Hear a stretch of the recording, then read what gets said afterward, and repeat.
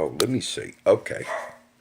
I'm going to upload. I just cleared my phone. I wanted to finish yesterday. These are all real time, so you'll get a flow from the teaching video I did yesterday. I'm back at my house.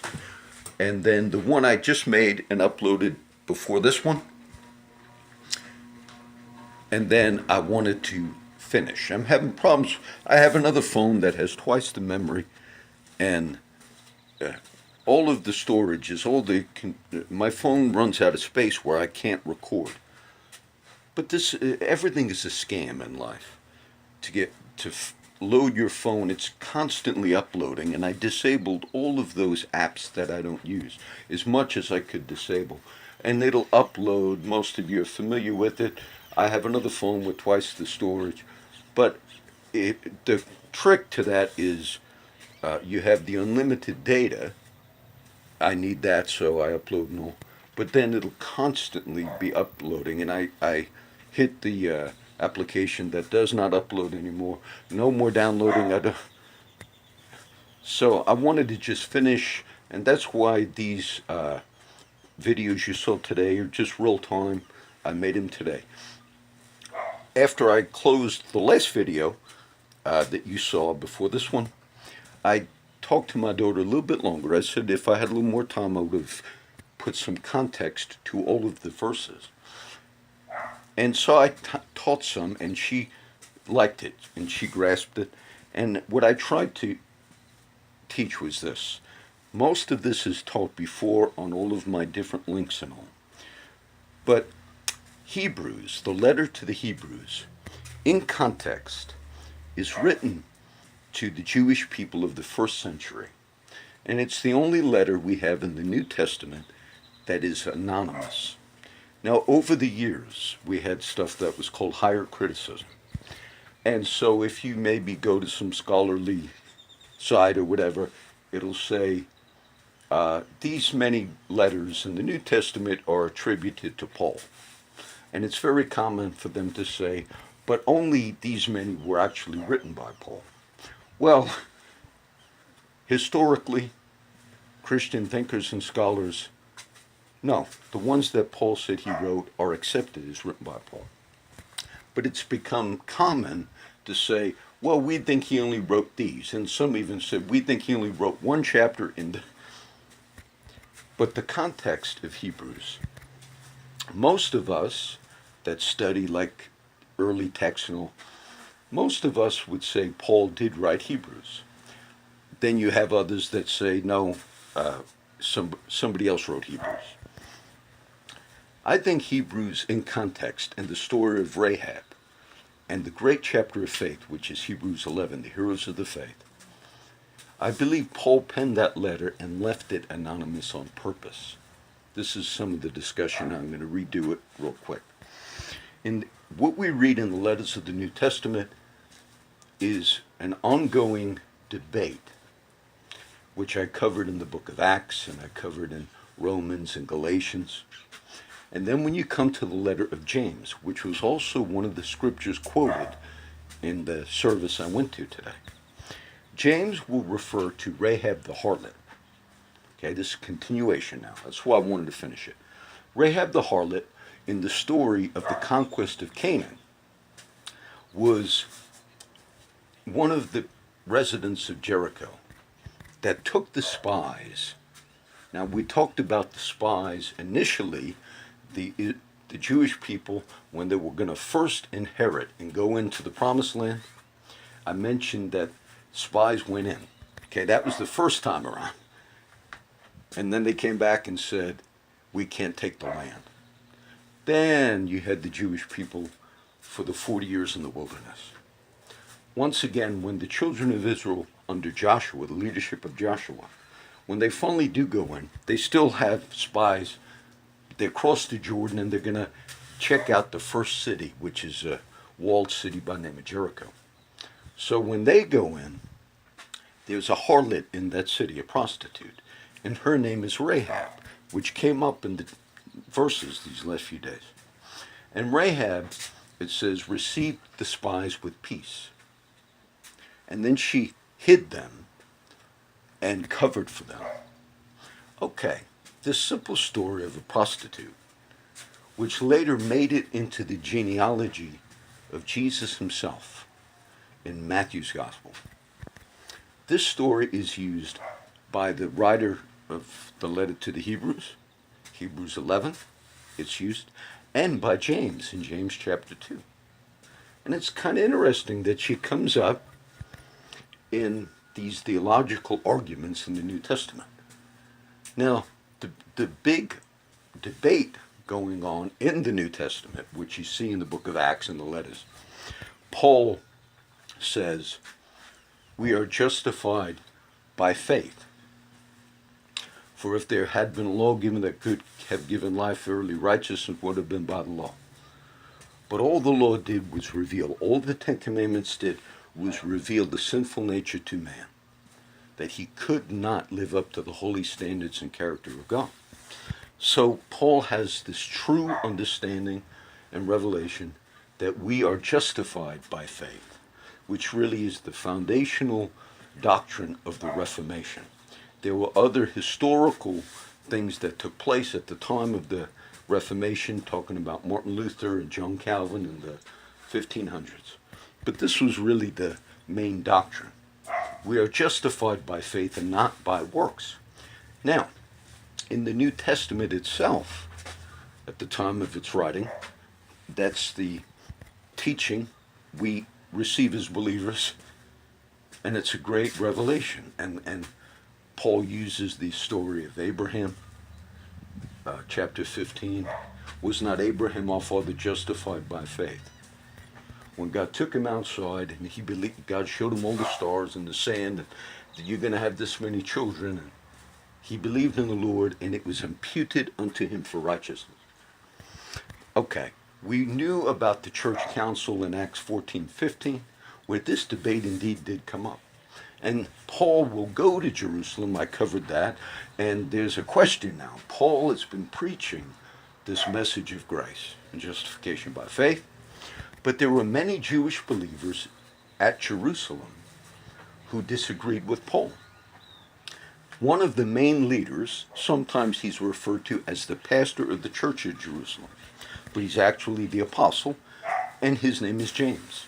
Now, this was not the James, one of the apostles who was martyred earlier in the book of Acts, I think chapter 12. This happens to be James, who is the brother of Jesus. Some scholars say this James was a stepbrother, that Joseph might have had other children before he married Mary. Or others say that James was born after the birth of Jesus. Mary was a virgin when she had Jesus, and then they had other children. Either way, James was the brother of Jesus, and now he is one of the leaders at the church of Jerusalem. Okay, Acts 15. And this debate about this very issue is what comes up. Should we tell the Gentiles that they have to keep the law and get circumcised in order to be saved? And then they finally make the decree, no. These are a few things we're going to tell them to keep. They go back to Antioch, they spread the word, but you still continue to have believers, Jewish believers, some which were Pharisees, that also continued to contrast with Paul. We refer to them as the Judaizers. And so these Jewish believers are saying, no, we think Paul's got it wrong. Okay, finally, as the debate rages, which you see in the letters of the New Testament, Galatians, Romans, justified by faith, these same examples of Rahab and others. Finally, James pens one letter, which is a favorite, and it falls in the category of wisdom literature.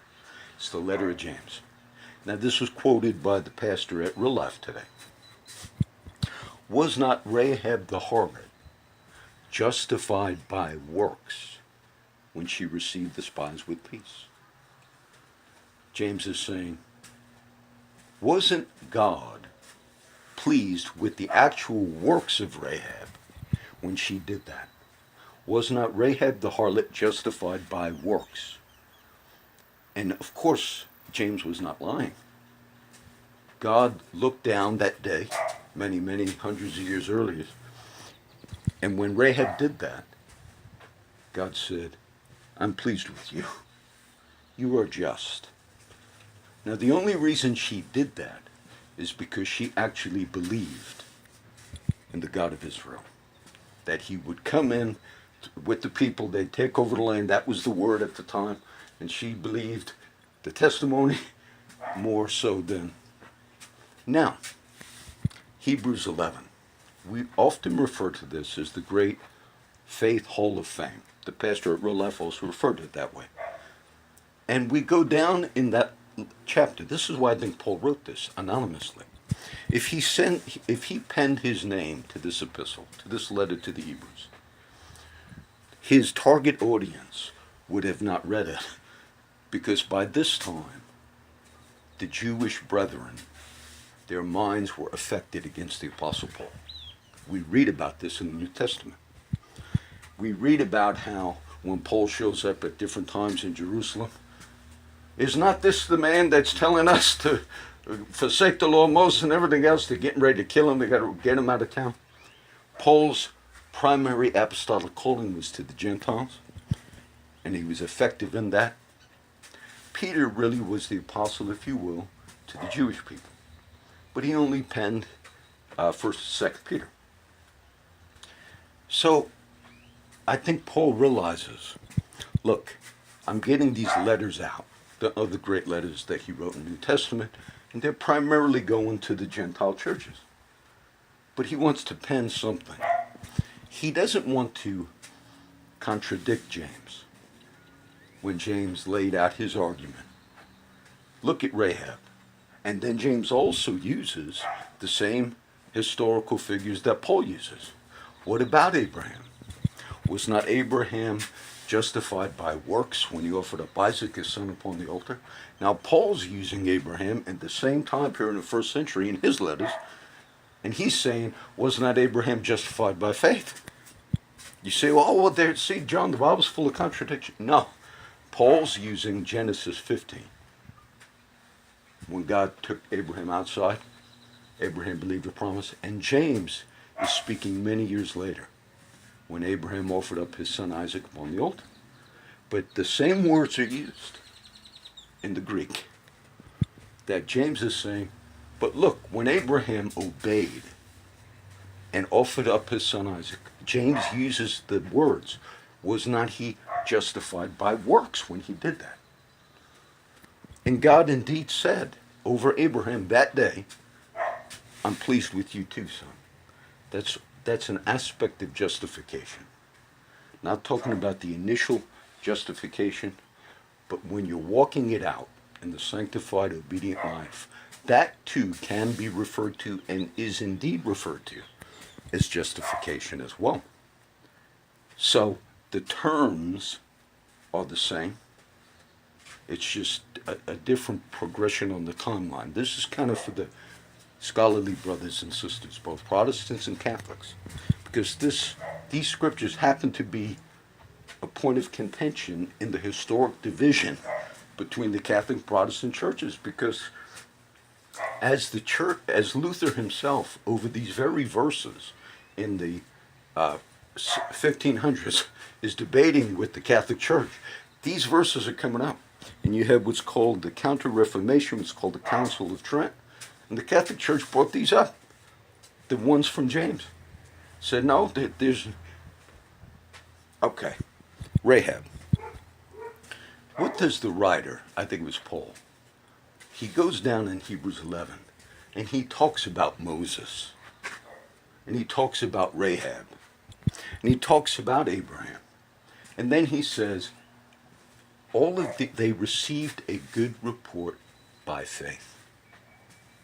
I think it was Paul's effort, left it anonymous, didn't put his name on the letter, to try to bridge the gap and to say, many people slandered Paul. He says that in the writings in the New Testament, that some say, should we sin that grace may abound? And Paul says, God forbid, how should we who are dead to sin live any longer therein? So you see in the letters of the New Testament, Paul defending himself against the slander. And I think this was an actual effort, the letter to the Hebrews, to lay out the case. I don't think any other writer could have written Hebrews. Because if you look at it, the theological truths in it, at that period of time, none of the other apostles were receiving it in that way, understanding as much as Paul was. Peter himself will write that in his own letters, which are canon, part of the scripture. He says, and some of the things that Paul wrote, which are not that easy to understand, but the unlearned and unstable wrestle with. So Rahab was a perfect example, because Paul agrees. He says, when that harlot, that prostitute with that past in Jericho, hid those spies, Paul says, she did that by faith. He's not contradicting James. Okay? And that's why the great chapter of the heroes of the faith were penned, for that purpose. To say all of these did these things by faith. He's not contradicting James. And I think maybe he was throwing out that particular argument in that particular chapter because he understood. Indeed, there was some division taking place amongst Christians, amongst the early apostles, amongst the leadership of that early church. They all loved the Lord. And some said, no, but we think the law still plays a role, if you will, in justification. That's what they were saying. And notice James in his letters when he says, Abraham, was not Abraham our father justified by works? Rahab, justified by works. He's not saying, were they not justified, if you will, by the keeping of the commandments? But he's saying the life of faith, the great verse we often quote comes from that letter. Faith without works is dead. What good is it if someone comes and says, oh, I'm in need, and you say, oh, God bless you, brother, and you don't give? So faith, as the body without the spirit is dead, so faith without works is dead. Now, that's just a little addendum. I'm going to roll out all of these videos today. I normally don't do that, but I'll just put them all up today. So the one you saw yesterday and the one earlier. But on the post, when I have these all on them, I'm not sure if I'll have time anymore to review my videos. That's fine. I know what I'm adding. I already got the text of what we're going to add. So that's what I want you to look at. You read my study on James is on our various websites. Go to those chapters. My Hebrews study commentary. Read that. Read the chapter 11. I wrote about all this. I have a couple videos linked in the WordPress links and all. So I want to wrap it up with that one. And because it all really was fitting, the way these scriptures kind of were coming to us from different churches, different aspects, all good Christian people, even in our day, who still have disagreements. And I don't say we should discount if there are strong disagreements amongst Christian denominations and different, I think we should also understand the perspectives that people are coming from. And maybe say, I don't agree with that particular point of view, whether it's whatever church. Say, but I'm going to try and understand. I'm going to try to see where you're coming from. And there are times where we disagree. But I want you to just look at that. And God did indeed use. And the fine pastor, who probably was part of the group of friends that I know at one time, because he did some prison time and all that. I've never met him before.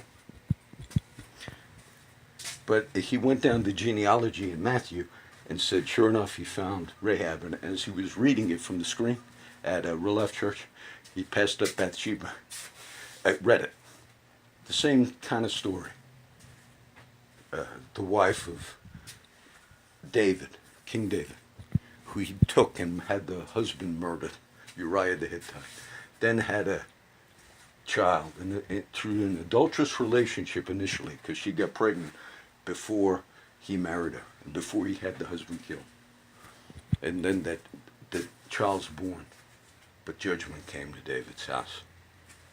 And he was fasting and praying. He said, I know I sinned. because I took Bathsheba. She wasn't my wife. I had the husband killed, and Nathan the prophet had rebuked David to his face. And then he's weeping over it. And then the servants at the palace of King David, he comes out of his room, not eating, he's fasting, because the child was sick. He said, God, save this kid. I sinned, but don't let the kid die. But the kid died, because when David came out, all the servants were quiet. They didn't want to say nothing. He said, the child died. Right? Yes. Then he went in to his chamber, came out. Let's go. We've got work to do. Got a kingdom to run. Then they looked at David like, we didn't want to tell you the kid died. You acted like you were in sackcloth and ashes and all. But now you're ready to go. You're going to continue doing the work that you're called to do. He said, look, when the child was still alive, second alive, there was a chance that God would have heard that prayer. But now the child's dead. I will go to him. Someday but he can't come back. And David had heartbreak because of these things that stuck with him. Many years later, I'm not going to do the whole book of Samuel. Oh, Absalom, Absalom, my son Absalom, would to God that I had died instead of you. Meaning later on, David has some kids who mounted rebellion against him. I did that in the book of Samuel. And that kid dies. He reaped things. But that wife that he took and committed adultery with, which is also in the lineage, the genealogy of Jesus Christ, the same chapter that fine pastor spoke on. She had another son with David, and his name was Solomon. The great King Solomon. So God used many people with bad past and bad record to bring glory to his name. All right, so I wanted to end that. I wanted to use this camera again before I switch to my other phone. So these were all kind of rollouts. God bless everybody.